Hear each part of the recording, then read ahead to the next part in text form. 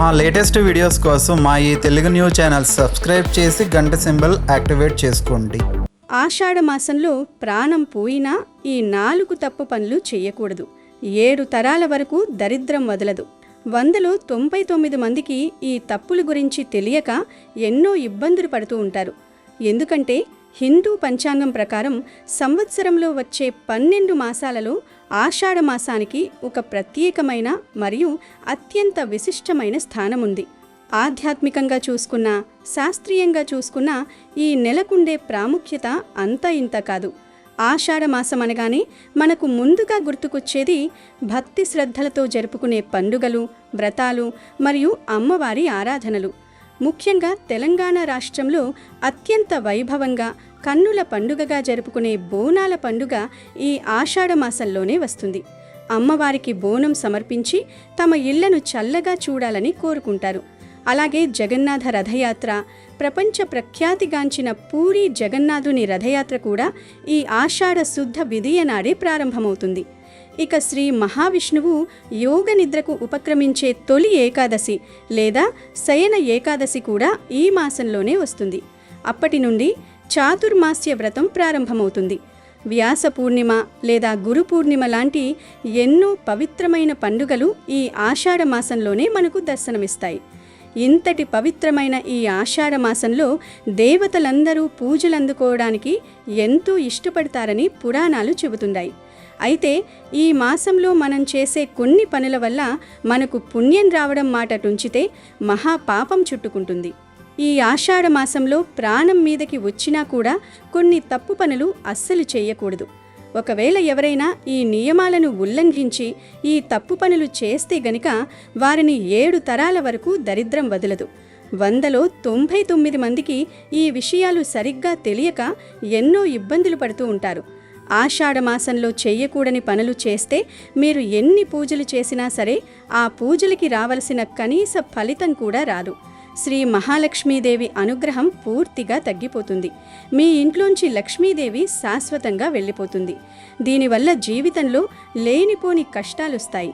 అప్పటి వరకు సజావుగా సాగుతున్న జీవితంలో అనుకోని విధంగా తీవ్రమైన ధన సమస్యలు, అలాగే భరించలేని ఆరోగ్య సమస్యలు వస్తాయి. ఎంతలా అంటే మహా దరిద్రం పట్టి చేతిలో చిల్లి గవ్వ కూడా మిగలదు అన్నంత దారుణమైన పరిస్థితులు ఎదుర్కోవాల్సి వస్తుంది. కుటుంబంలో శాంతి నశించి అప్పుల పాలు కావాల్సి వస్తుంది. కాబట్టి ఈ మాసంలో ఏవి చెయ్యాలి, ఏవి చెయ్యకూడదు అనే విషయాలను ఖచ్చితంగా ప్రతి ఒక్కరూ తెలుసుకుని తీరాలి.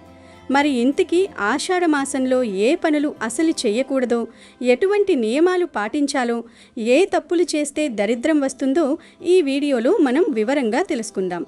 ఫ్రెండ్స్, వీడియోలోకి వెళ్లే ముందు దయచేసి ఈ వీడియోకి ఒక లైక్ కొట్టి కింద కమెంట్స్లో శ్రీ మాత్రే నమః అని కమెంట్ పెట్టండి. మీరు అలా పెట్టడం వల్ల అమ్మవారి అనుగ్రహం మీకు లభిస్తుంది. అలాగే ఈ ముఖ్యమైన సమాచారం మరింత మందికి చేరుతుంది. ఇక ఆలస్యం చేయకుండా వీడియోలోకి వస్తే, ఈ ఆషాఢంలో ప్రతి ఒక్కరూ కనీసం ఒక్కసారైనా మునగాకు కూరను తప్పనిసరిగా తినాలి. దీన్ని కేవలం ఒక ఆచారంగానూ మూఢనమ్మకంగానూ కొట్టి పారేయకూడదు. దీని వెనుక అత్యంత అద్భుతమైన శాస్త్రీయ కారణం మరియు ఆయుర్వేద రహస్యం దాగి ఉంది. ఆషాఢ మాసం రాగానే వాతావరణంలో అకస్మాత్తుగా ఎన్నో మార్పులు వస్తాయి. భగభగమండే ఎండల నుండి ఒక్కసారిగా వర్షాలు పడటం మొదలవుతాయి. ఇలాంటి వాతావరణ మార్పుల కారణంగా మనుషులలో రోగనిరోధక శక్తి అనేది చాలా వరకు తగ్గిపోతుంది. జ్వరాలు, జలుబులు, దగ్గు, కడుపు నొప్పి లాంటి సీజనల్ వ్యాధులు చాలా వేగంగా దాడి చేస్తాయి. ఇలాంటి సమయంలో మన శరీరానికి కావలసిన antioxidants, vitamin A, vitamin C మరియు కాల్షియం మునగాకులో పుష్కలంగా దొరుకుతాయి. కాబట్టి ఈ ఆషాఢ మాసంలో మునగాకును పప్పులో వేసుకుని వండుకొని కానీ, లేదా ఉల్లిపాయలు, వెల్లుల్లి వేసి చక్కగా పొడికూడలాగా వండేసుకుని కానీ, లేదా మునగాకు పొడి రూపంలో కానీ తప్పకుండా తినాలి. అలా మునగాకును పప్పులో లేదా కూరలో వేసుకొని లేదా పొడిలాగా ఈ నెలలో తింటే గనక అనారోగ్య సమస్యలు అస్సలు దరిచేరవు. కంటి చూపు మెరుగుపడుతుంది, నరాలకు బలం వస్తుంది, ఎముకలు దృఢంగా మారతాయి, వాత, పిత్త, కఫదోషాలు సమతుల్యంగా ఉంటాయి. కాబట్టి పసిపిల్లల నుండి పండు ముసలి వారి వరకు ప్రతి ఒక్కరూ ఈ నెల రోజులలో కనీసం ఒక్కరోజైనా మునగాకును ఏదో ఒక రూపంలో తమ ఆహారంలో చేర్చుకొని తీరాలి. ఈ నెలలో మునగాకును ఎంత ఎక్కువగా తింటే అంత మంచిది అని శాస్త్రాలలో ఉంది. ఆ తర్వాత ఈ ఆషాఢ మాసంలో వచ్చే అత్యంత శక్తివంతమైన గుప్త నవరాత్రులలో ప్రతి ఇంట్లోనూ కనీసం ఒక్కసారైనా కందదీపం పెట్టాలి. ఆషాఢ మాసంలో వచ్చే నవరాత్రులను వారాహి నవరాత్రులు లేదా గుప్త నవరాత్రులు అని పిలుస్తారు. ఈ సమయంలో అమ్మవారిని పూజిస్తే అఖండమైన ఐశ్వర్యం సిద్ధిస్తుంది. ఈ నవరాత్రులలో ముఖ్యంగా కందగడ్డతో దీపారాధన చేయడం అనేది మహావిశేషం.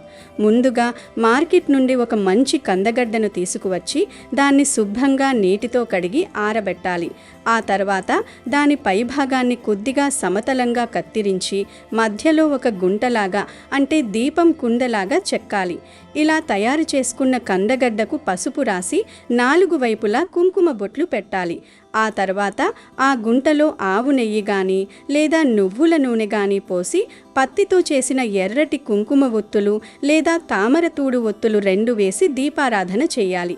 ఈ కంద దీపాన్ని మీ పూజా మందిరంలో కానీ లేదా తులసి కోట దగ్గర కానీ సాయంత్రం వేళల్లో వెలిగించి అమ్మవారిని ప్రార్థించాలి.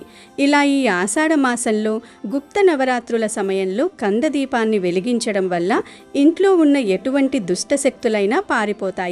నరదిష్టి, శత్రుబాధలు తొలగిపోయి అమ్మవారి పూర్తి కరుణా కటాక్షాలు మీ కుటుంబంపై ఎల్లప్పుడూ ఉంటాయి. ఇక ఈ ఆషాఢ మాసంలో అసలు ఏ పనులు చేయకూడదు, ఏవి చేస్తే దరిద్రం వస్తుందో ఇప్పుడు చాలా వివరంగా తెలుసుకుందాం. ముందుగా ఈ మాసంలో ఎట్టి పరిస్థితుల్లోనూ వివాహాలు జరిపించకూడదు. ఆషాఢ మాసాన్ని శూన్యమాసం అని కూడా అంటారు. ఈ నెలలో శ్రీ మహావిష్ణువు పాలకడలిపై యోగ నిద్రలోకి వెళతాడు కాబట్టి ఎటువంటి శుభకార్యాలు ముఖ్యంగా పెళ్లిళ్ళు అస్సలు చేయకూడదు. ఒకవేళ ఎవరైనా ఈ నియమాన్ని కాదని పెళ్లిళ్ళు చేస్తే ఆ దంపతుల మధ్య ఎప్పుడూ గొడవలు జరుగుతాయి. వైవాహిక జీవితం సాఫీగా సాగదు. అంతేకాకుండా శాస్త్రీయంగా చూసుకుంటే ఒకవేళ ఆషాఢ మాసంలో పెళ్లి జరిగి ఆ వెంటనే వధువు గర్భం దాలిస్తే సరిగ్గా 9 నెలల తర్వాత అంటే చైత్రమాసంలో అనగా మండు వేసవి కాలంలో బిడ్డకు జన్మనివ్వాల్సి వస్తుంది. పూర్వకాలంలో ఆస్పత్రులు, ఏసీలు, ఫ్యాన్లు ఉండేవి కావు కాబట్టి ఆ ఎర్రటి ఎండలలో తల్లికి మరియు పుట్టబోయే బిడ్డకు అనారోగ్య సమస్యలు వచ్చే ప్రమాదం ఉండేది. అందుకే మన పెద్దలు ఆషాఢ మాసంలో పెళ్లిళ్ళు చేయకూడదు అని ఒక కఠినమైన నియమాన్ని పెట్టారు. ఆ తర్వాత ఈ మాసంలో అస్సలు చెయ్యకూడని మరొక పని శంకుస్థాపనలు. కొత్తగా ఇల్లు కట్టాలి అనుకునేవారు లేదా ఏదైనా భవన నిర్మాణాన్ని ప్రారంభించాలి అనుకునేవారు ఈ ఆషాఢ మాసంలో పునాదులు తీయడం, శంకుస్థాపనలు చేయడం లాంటివి అస్సలు చేయకూడదు. వర్షాకాలం ప్రారంభం అయ్యే సమయం కాబట్టి భూమిలో నీటి శాతం పెరిగి పునాదులు బలహీనంగా మారే అవకాశం ఉంటుంది. వాస్తు శాస్త్రం ప్రకారం కూడా ఈ మాసంలో వాస్తు పురుషుడు నిద్రలో ఉంటాడు. కాబట్టి ఈ సమయంలో శంకుస్థాపన చేస్తే ఆ నిర్మాణం మధ్యలోనే ఆగిపోవడం లేదా ఆ ఇంట్లో నివసించే వారికి కష్టాలు రావడం, తీవ్రమైన ధన నష్టం జరగడం లాంటివి ఖచ్చితంగా జరుగుతాయి. కాబట్టి గృహ నిర్మాణ పనులు ఈ నెలలో ప్రారంభించకపోవడమే మంచిది. అదేవిధంగా ఈ ఆషాఢ మాసంలో కొత్త ఇంటిలోకి గృహప్రవేశం చేయడం కానీ లేదా అద్దె ఇల్లు మారడం కానీ అస్సలు చేయకూడదు. చాలామంది తెలియక ఏదో ఒక మంచి రోజు ఉంది కదా అని ఈ మాసంలో అద్దె ఇల్లు మారుతూ ఉంటారు. కానీ అలా చేయడం వల్ల వాస్తు దోషాలు చుట్టుకుంటాయి. కొత్త ఇంటికి వెళ్ళిన తర్వాత అక్కడ ప్రశాంతత కరువవుతుంది. భార్యాభర్తల మధ్య మనస్పర్ధలు రావడం, పిల్లలు అనారోగ్యం పాలు కావడం జరుగుతుంది. గృహప్రవేశం అనేది జీవితంలో ఒక ముఖ్యమైన ఘట్టం కాబట్టి దాన్ని ఇలాంటి శూన్యమాసంలో చేయడం వల్ల ఆ గృహంలో లక్ష్మీదేవి స్థిరంగా ఉండదు. దరిద్ర దేవత ఆ ఇంటిని తన నివాసంగా మార్చుకుంటుంది. కాబట్టి అద్దె ఇల్లు మారాలన్నా, సొంత ఇంటి గృహప్రవేశం చెయ్యాలన్నా శ్రావణ మాసం వచ్చే వరకు ఓపిక పట్టడం ఎంతో ఉత్తమం. తరువాత చిన్నపిల్లలకు సంబంధించిన కొన్ని ముఖ్యమైన కార్యక్రమాలను కూడా ఈ నెలలో నిషేధించారు. ముఖ్యంగా చిన్నపిల్లలకు పుట్టు వెంట్రుకలు తీయడం, అలాగే ఆడపిల్లలకు కానీ మగపిల్లలకు కానీ చెవులు కుట్టించడం లాంటి పనులు ఈ ఆషాఢ మాసంలో పొరపాటును కూడా చేయకూడదు. వాతావరణం చల్లగా ఉండటం వల్ల మరియు వర్షాల కారణంగా గాలిలో తేమ ఎక్కువగా ఉండటం వల్ల పిల్లలకు ఇన్ఫెక్షన్లు వచ్చే ప్రమాదం చాలా ఎక్కువగా ఉంటుంది. గుండు చేయించినప్పుడు తలపైన గాయాలైనా లేదా చెవులు కుట్టినప్పుడు ఏర్పడే గాయాలైనా ఈ వాతావరణంలో త్వరగా మానవు, చీము పట్టడం, జ్వరం రావడం లాంటివి జరుగుతాయి. ఆధ్యాత్మికంగా చూసినా కూడా ఇది శుభకార్యాల కిందకే వస్తుంది కాబట్టి ఈ మాసంలో ఇవి చేయడం నిషిద్ధం. అలాగే కొత్త వాహనాలు కొనకూడదు. మీరు కొత్తగా బైకు, కారు లేదా ఏవైనా ట్రాక్టర్లు, సైకిళ్ళు, వ్యాపార సంబంధిత వాహనాలు కొనాలి అనుకుంటే ఈ ఆషాఢమాసం పూర్తయ్యే వరకు వేచి చూడటం మంచిది. ఈ శూన్యమాసంలో వాహనాలు కొంటే వాటికి పదే పదే రిపేర్లు రావడం, వృధా ఖర్చులు పెరగడం లేదా దురదృష్టవశాత్తు ప్రమాదాలకు గురి కావడం లాంటివి జరుగుతాయి. కాబట్టి కొత్త వాహనాల కొనుగోలును వాయిదా వేసుకోవడం అత్యుత్తమం. వీటితో పాటు కొత్తగా వ్యాపారాలు స్టార్ట్ చేయడం కూడా ఈ మాసంలో అస్సలు చేయకూడదు. ఎవరైనా కొత్త షాపులు తెరవాలన్నా, కొత్త ఫ్యాక్టరీలు ప్రారంభించాలన్నా లేదా కొత్తగా ఏదైనా పెట్టుబడులు పెట్టాలన్నా ఈ ఆషాఢ మాసం ఏమాత్రం అనుకూలమైనది కాదు. ఈ సమయంలో ప్రారంభించిన వ్యాపారాలలో లాభాల కంటే నష్టాలే ఎక్కువగా వస్తాయి. వ్యాపారం అభివృద్ధి చెందదు సరికదా, పెట్టిన పెట్టుబడి కూడా వెనక్కి రాకుండా అప్పుల పాలు కావలసి వస్తుంది. కాబట్టి వ్యాపారస్తులు ఈ నెల రోజుల పాటు ఎటువంటి కొత్త సాహసాలు చేయకుండా ఉండటమే శ్రీరామరక్ష. అయితే ఇక్కడ ఒక విషయం గుర్తుంచుకోవాలి. ఆషాఢమాసంలో అన్నీ నిషేధాలు కావు. కొన్ని పనులు చేయడానికి ఖచ్చితంగా అనుమతి ఉంది. అవేమిటంటే ఈ మాసంలో గర్భిణీ స్త్రీలకు సీమంతం నిరభ్యంతరంగా చేసుకోవచ్చు. సీమంతం అనేది తల్లి మరియు పుట్టబోయే బిడ్డ క్షేమం కోసం చేసే సంస్కారం కాబట్టి దీనికి ఆషాఢమాస దోషం ఏమాత్రం వర్తించదు. పైగా ఈ సమయంలో సీమంతం చేయటం వల్ల గర్భిణీ స్త్రీకి మానసిక ఆనందం కలిగి పుట్టబోయే బిడ్డకు ఎంతో మంచి జరుగుతుంది. అలాగే ఎవరైనా కొత్తగా భూములు కొనడం కానీ, కొన్న భూములను రిజిస్ట్రేషన్ చేయించుకోవడం కానీ నిర్భయంగా చేసుకోవచ్చు. భూమాతకు ఎటువంటి దోషాలు అంటవు కాబట్టి స్థలాలు, వ్యవసాయ భూములు, ప్లాట్లు కొనడం మరియు రిజిస్ట్రేషన్ పనులు చేసుకోవడానికి ఈ మాసం అడ్డురాదు. అంతేకాకుండా చిన్నపిల్లలకు అన్నప్రాసన కూడా చేసుకోవచ్చు. బిడ్డకు తొలిసారిగా ఘన ఆహారం తినిపించే ఈ అన్నప్రాసన కార్యక్రమాన్ని ఆషాఢ మాసంలో ఉన్న మంచి ముహూర్తం చూసుకుని నిశ్చింతగా జరిపించుకోవచ్చు. దీనివల్ల బిడ్డకు ఆయురారోగ్యాలు వృద్ధి చెందుతాయి. అలాగే ఈ మాసంలో ఆధ్యాత్మిక సాధనలు, పూజలు, అమ్మవారి వ్రతాలు మరియు జపాలు చాలా ఎక్కువగా చేస్తారు గనుక ఇంట్లో ఎంతో పవిత్రమైన వాతావరణం నెలకొని ఉంటుంది. కాబట్టి స్త్రీలు నెలసరి అంటే ఋతుక్రమం సమయంలో పొరపాటును కూడా ఎటువంటి పూజా కార్యక్రమాల్లో పాల్గొనకూడదు. గుళ్ళకి వెళ్ళడం, దేవుని గదిలోకి వెళ్ళడం, దీపారాధన చేయడం, దేవుని సామాన్లు తాకడం లాంటివి ఖచ్చితంగా చేయకూడదు. ఈ సమయంలో పూర్తి విశ్రాంతి తీసుకుంటూ వ్యక్తిగత పరిశుభ్రతను పాటించాలి.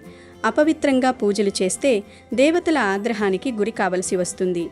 అంతేకాదు ఈ నెల రోజులు దరిద్ర దేవత ఎవరింటికి వెళ్లదామా, ఎవరి ఇంటిని నాశనం చేద్దామా అని రెడీగా ఎదురుచూస్తూ ఉంటుంది గనుక ఇంటిని ఏమాత్రం చిందరవందరగా, మురికిగా ఉంచకూడదు.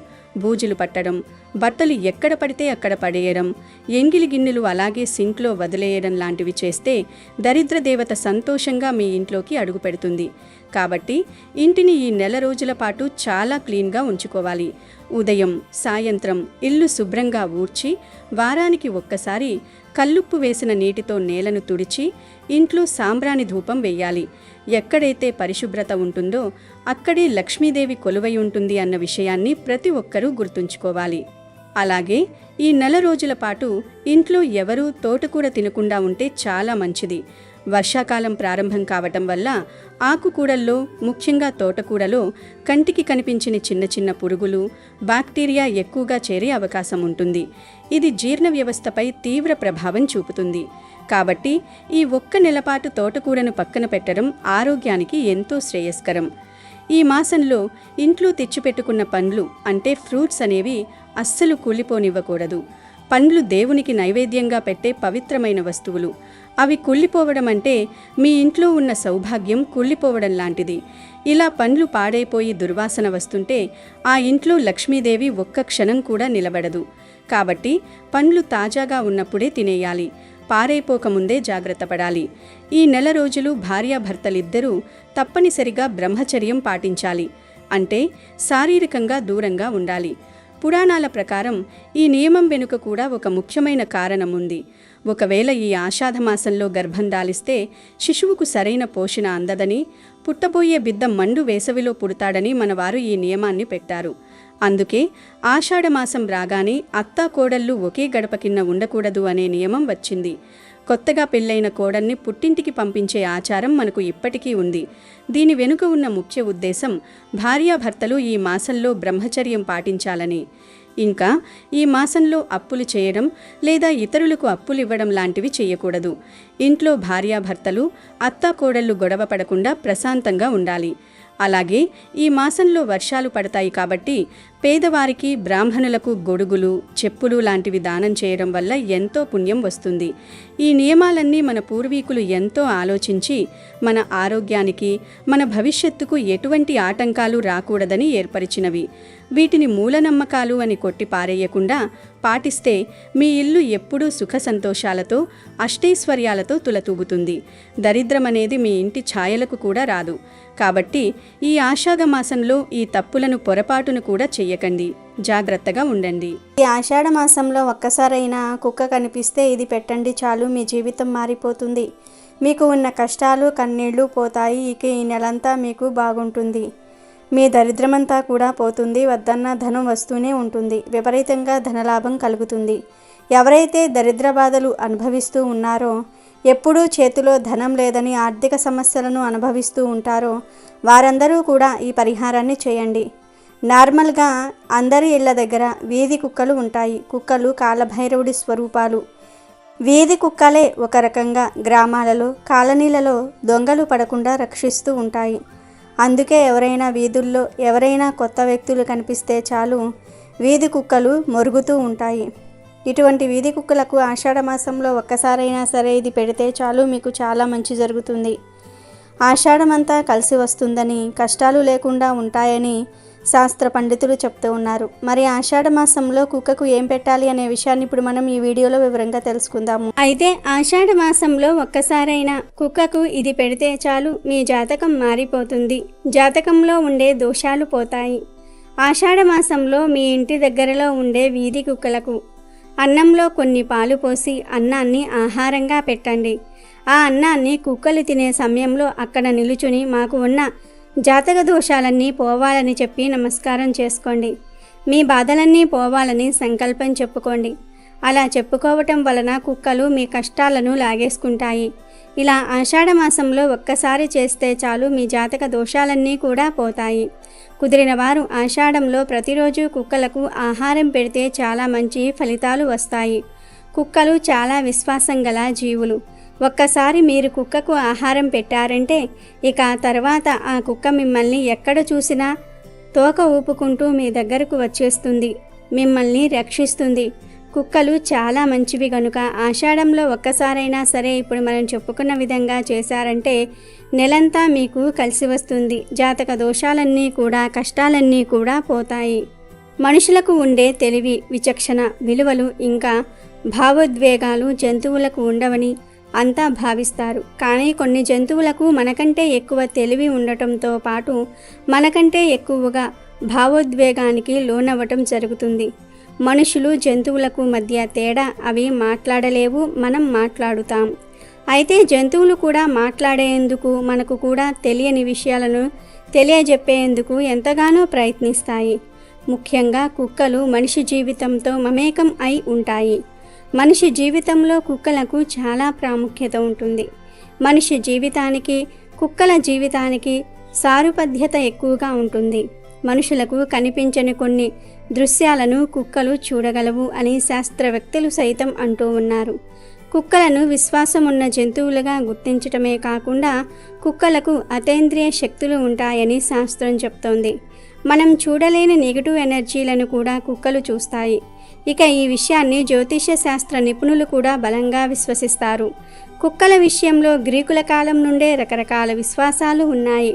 కుక్క ఏడిస్తే అరిష్టమని, అర్ధరాత్రి సమయంలో ఇంటి ముందుకు వచ్చి కుక్క ఏడిస్తే ఆ ఇంట్లో మరణం సంభవిస్తుందని చాలామంది నమ్ముతూ ఉంటారు.